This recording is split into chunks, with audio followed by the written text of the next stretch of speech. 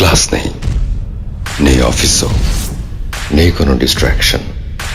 নতুন এই সময়টাকে কাজে লাগাও, বের করে আনো তোমার সেরাটা। ডেডিকেশন আর হার্ডওয়ার্ক দিয়ে তৈরি করো তোমার ডেস্টিনি। যখন সবকিছু থেমে আছে, থেমে থেকো না তুমিও। সময়টাকে ব্যবহার করো। পৃথিবী যখন আবার ঘুরে দাঁড়াবে, তুমি ফিরে এসো আরো স্ট্রঙ্গার হয়ে।